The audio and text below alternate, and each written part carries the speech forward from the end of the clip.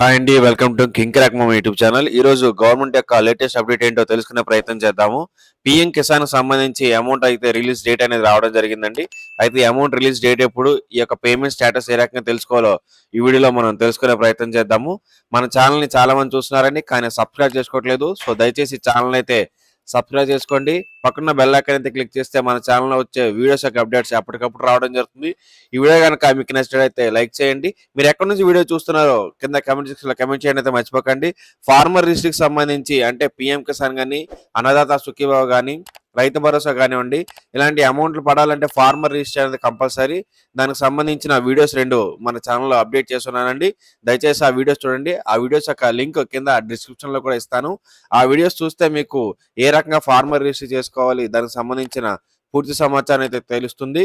ఇక పీఎం కిసాన్ నిధికి వచ్చేసరికి ఫిబ్రవరి 24వ తారీఖున 19వ విడత పీఎం కిసాన్ అమౌంట్ అయితే రిలీజ్ కానుందండి. దీనికైతే ఈకేవైసీ అనేది కంపల్సరీ. ఈకేవైసీ ఉంటేనే మాత్రమే వారికి అమౌంట్ అయితే రిలీజ్ అవుతుంది. అయితే ఈ యొక్క స్టేటస్ మీరు ఏ రకంగా తెలుసుకోవాలంటే ఇక్కడ మీకు లింక్ ఇచ్చారంటే ఈ లింక్ కింద డిస్క్రిప్షన్ లో కూడా ఇస్తాను. ఆ లింక్ పైన క్లిక్ చేస్తే మీకు నోన్ యువర్ స్టేటస్ అని ఒక ఆప్షన్ అనేది కనిపిస్తుంది. అక్కడ దాని మీద క్లిక్ చేసిన వెంటనే నోన్ యువర్ రిజిస్ట్రేషన్ నెంబర్, అంటే ఒకవేళ మీకు రిజిస్ట్రేషన్ నెంబర్ తెలుసుంటే అక్కడ రిజిస్ట్రేషన్ నెంబరు ఆ క్యాప్చర్ కొట్టి గెట్ ఓటీపీ ద్వారా కొడితే మీకు ఓటీపీ అనేది వస్తుంది రిజిస్టర్డ్ మొబైల్ నెంబర్కి. ఆ యొక్క ఓటీపీ ఎంటర్ చేస్తే మీ యొక్క స్టేటస్ అనేది రావడం జరుగుతుంది.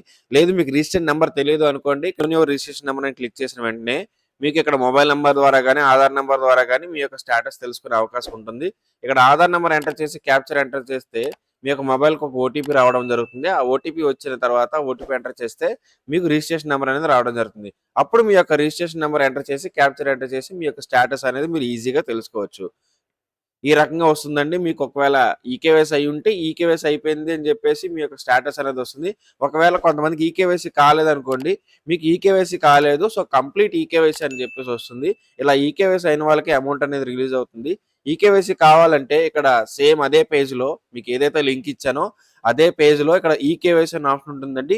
ఆ ఈకేవైసీ అనే ఆప్షన్ మీద క్లిక్ చేయగానే మీకు ఈ రకంగా పేజ్ అనేది ఓపెన్ అవుతుంది. ఎంటర్ యువర్ ఆధార్ అని చెప్పేసి మీ యొక్క ఆధార్ అనేది ఎంటర్ చేసి సెర్చ్ చేసిన వెంటనే అక్కడ ఒక క్యాప్చర్ అనేది రావడం జరుగుతుంది. క్యాప్చర్ అనేది ఎంటర్ చేసిన వెంటనే మీకు ఒక ఓటీపీ అనేది వస్తుందండి.